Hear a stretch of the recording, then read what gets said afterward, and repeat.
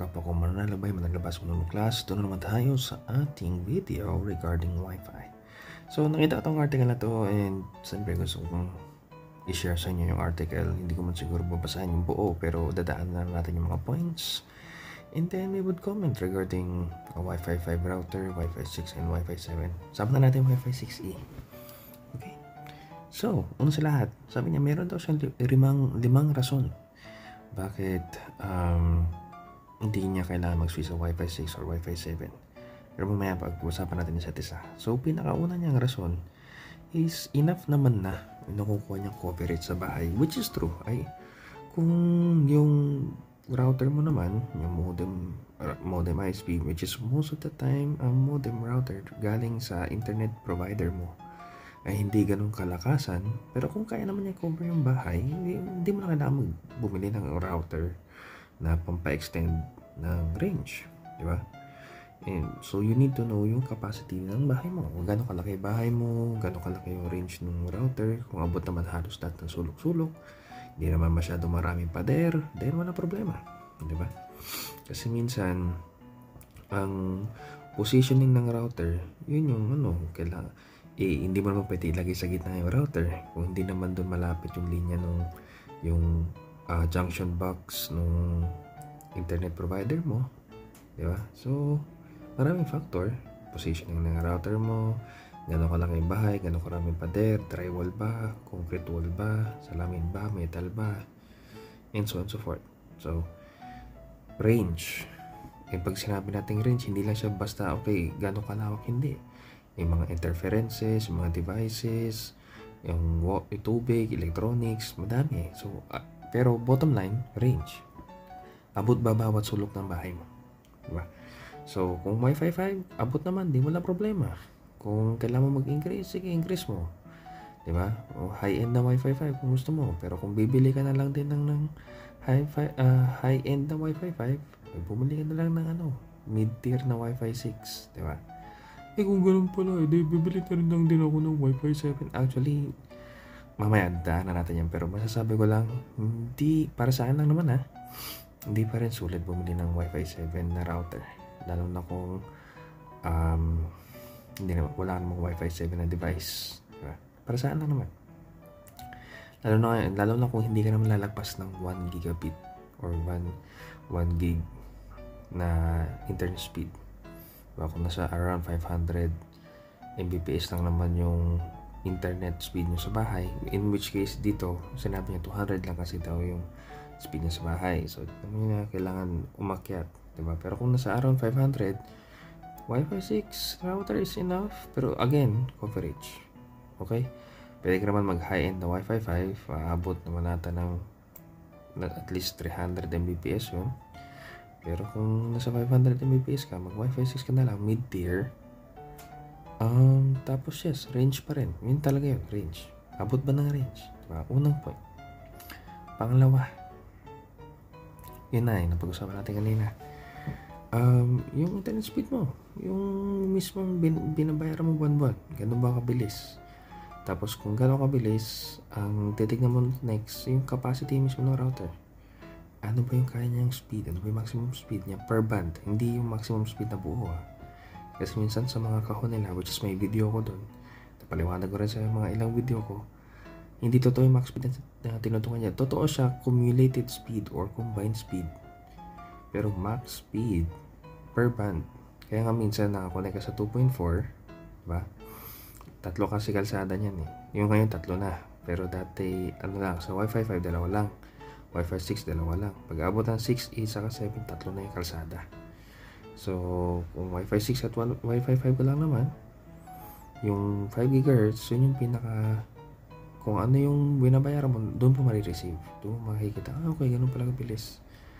Diba? So, if ang speed mo is 500 pataas, o 500 to 1,000, 500 Mbps to 1,000 Mbps, or 500 Mbps to 1 gig, enough na yung Wi-Fi 6. Pero kung 300 or 200 to 500 lang naman, enough na yung Wi-Fi 5. Diba?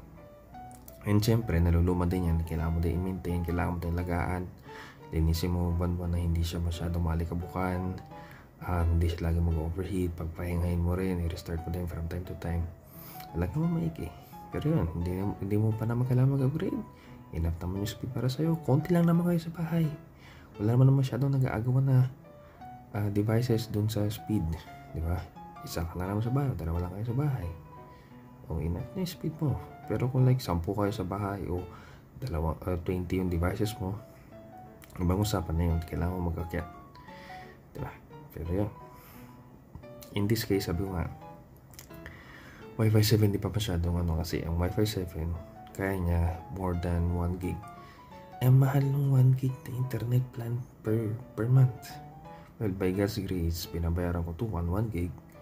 Pero ang yung plan ng 1 gig yun sa 4,000 or 7,000 a month. Diba? God's grace yun na lang ako, 2,1 lang. Ang laki nung nasave ko doon.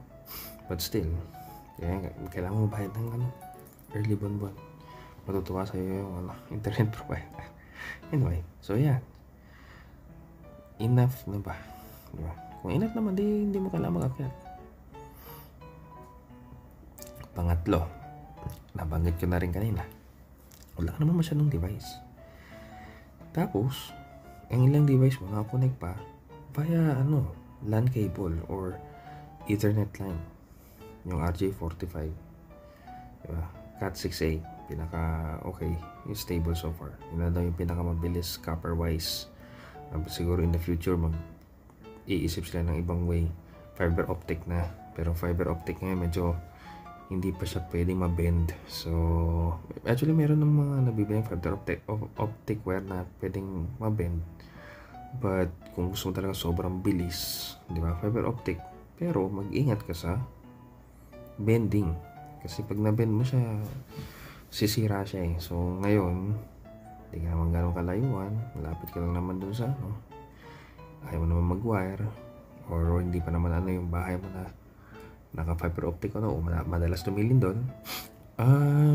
Yeah. Ethernet line. Pero yun, anyway, back to topic. Yun. Wala naman masyadong device na naka-wifi. Yung ibang device mo naman nakalinya. So, mas investment mo ngayon, dami ng port sa likod or switch box na pwede mong connectan. Diba? Pero kung mas marami kang wifi devices, then yun lang. Kasi sa isang device, kung 6 streams, diba? 1 device per stream. Ngayon, ang pinakamarami pa lang 8 stream or 12 stream ata. 16. Yeah, sa Wi-Fi 7, 16. Sa Wi-Fi 6 is 8 ata. Tapos Wi-Fi 5 is 4. So, depende. Kung dalawa lang naman kayo sabay, okay na Wi-Fi 5. Kung mga kayo sabay, 5, hindi Wi-Fi 6 mo. Tapos yung hanap ka naman is 8 streams. Diba? Pero hindi sa isang band yun ha. Kunyari 8 stream, tapos dual band. So, 4 sa 2.4, 4 sa 5 GHz. So, depende talaga yun. Tapos, syempre, ma-divide pa yan. Kung gano'ng karami device mo, liliit yung speed. So, kailangan talaga mataas na. Kunyari, sabi mo 1 gig. Ngayon, ang router mo, kaya niya ay, for example, ito sa bahay, ang alam ko to eh. Hindi ko na malala kung 4 or 6 na streams. Pero Wi-Fi 6 yan. Mid-tier lang. Tapos, sabi mo na 6. So, yung dalawang CCTV. Tapos, 3 kang suliman agad. Di-divide na agad yun. Yung computer ko naman, di naman naka-Wi-Fi. So, diretso naman sa wire. So, makukuha niya yung buong speed. Pero Wi-Fi-wise, o wireless fidelity, o wireless-wise, maghahati-hati sila. Hindi ko marireceive yung pinaka-speed na meron ako dito sa bahay. Saka isa pa, depende rin sa chip ng device. Kung chipset ng cellphone mo, 300 lang. 300 lang na ilalagpas. Chipset ng laptop mo, pag naka-wireless is hanggang 500, yun lang din. There's so many factors. Sobrang daming kailangan pag-isipan. Kaya minsan, naiinis ako sa mga trabaho nila, but still marketing. Hindi ko siya matatawag na marketing strategy, more of like budol strat. Kasi ginugulo niya yung utak ng mga consumers na hindi marunong sa mga jargon. So, yeah. Kailangan talagang mas mabusisi. Yeah. Pero yan, hindi mo masyadong marami. Hindi mo kailangan kung ano lang yung kaya nung router mo. Di ba? Tapos, battery life. Ito actually, ang punto niya dito, kaya gusto niya mag-stay sa Wi-Fi 5, okay naman yung device niya. Hindi lang naman yung, tapos konti lang naman. Halos lahat naman yung device niya daw, naka-kable, konti lang naman yung sa wireless. Tapos, malakas naman yung battery ng phone niya. Naka-Apple siya. Okay na yun.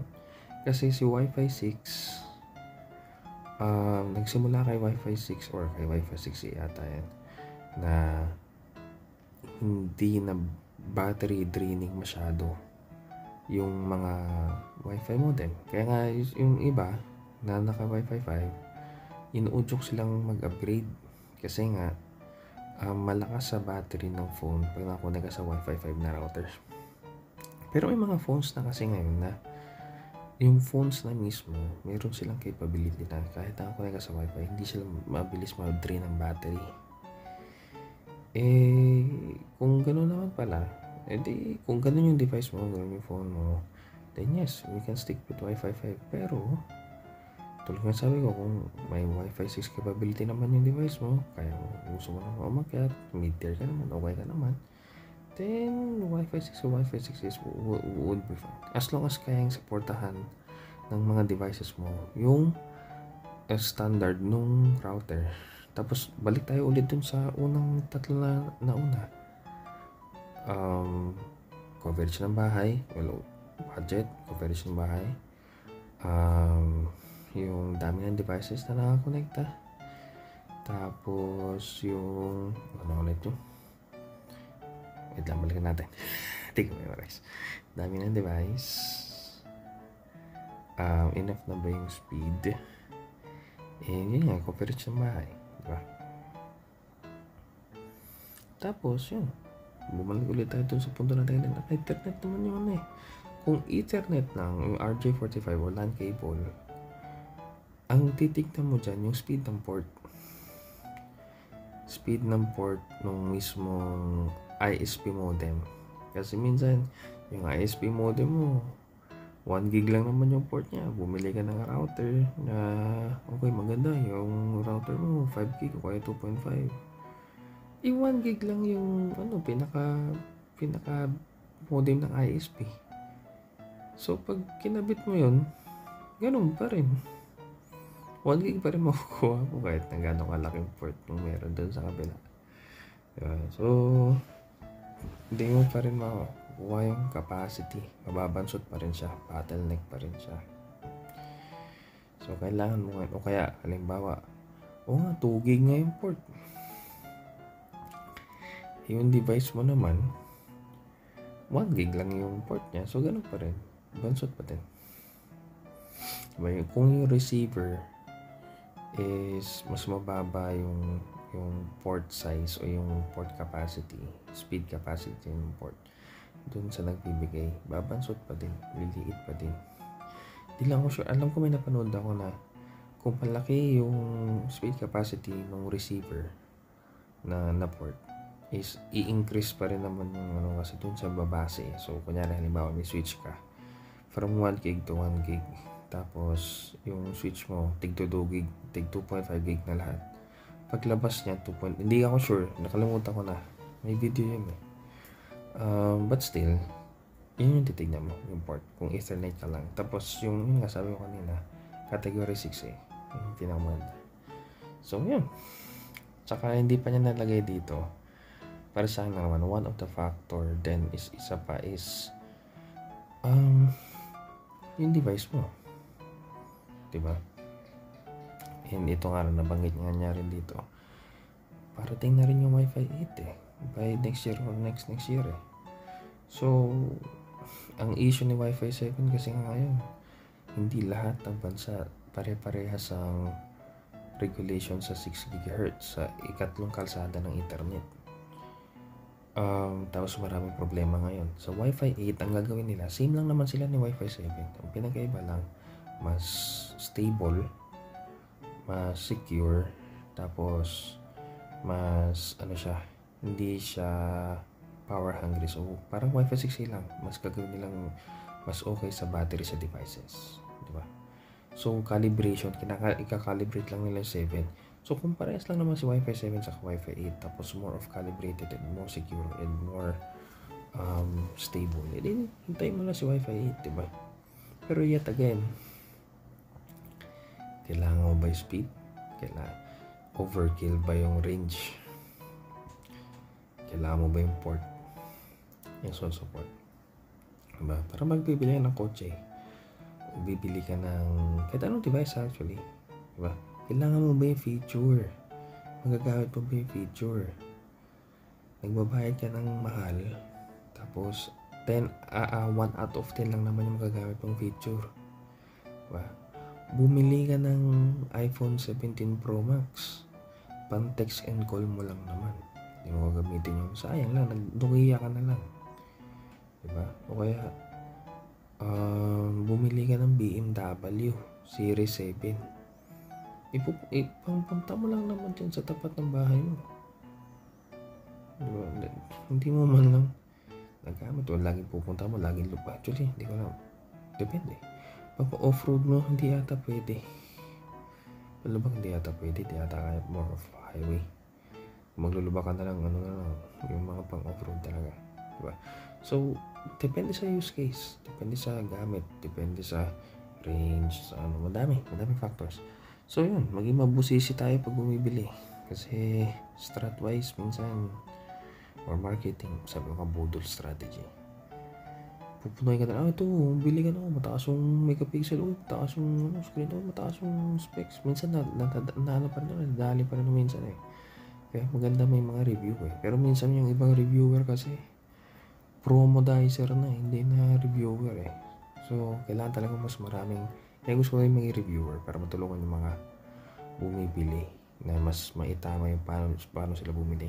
But I would always say watch other reviews, kasi hindi pa naman ako ganun ka-expert, or kahit nag-review ako, may mga parts pa rin akong kumbaga blind spot pa rin, di ba? Kung manonood ka ng ibang review, hindi naman lahat ng parts na i-cover nila kaya ka manonood ka ng maraming reviews kasi may review na cover si part A pero hindi niya na-cover si part B, diba? May reviews na na-cover si A, si B, si C, pero hindi niya na-cover si part D.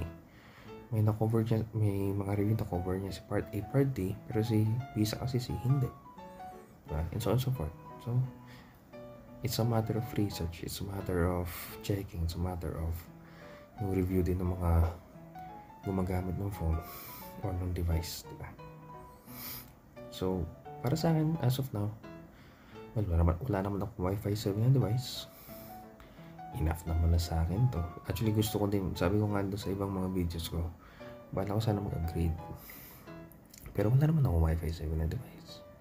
Enough naman yung speed.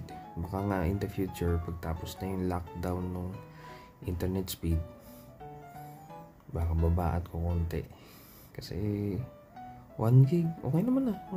Ako lang naman mag-isa sa payo, ginagamit ko sa work. Ang kinaganda nun, ginagamit ko sa work, stable siya, okay siya, pero may mga iba pa rin factors yan 1,000 naman yung speed ko, pati hindi ko nabubuksan yung website. Depende pa rin sa server nung pinupunta mong website, depende pa rin sa server nung binubuksan mong application.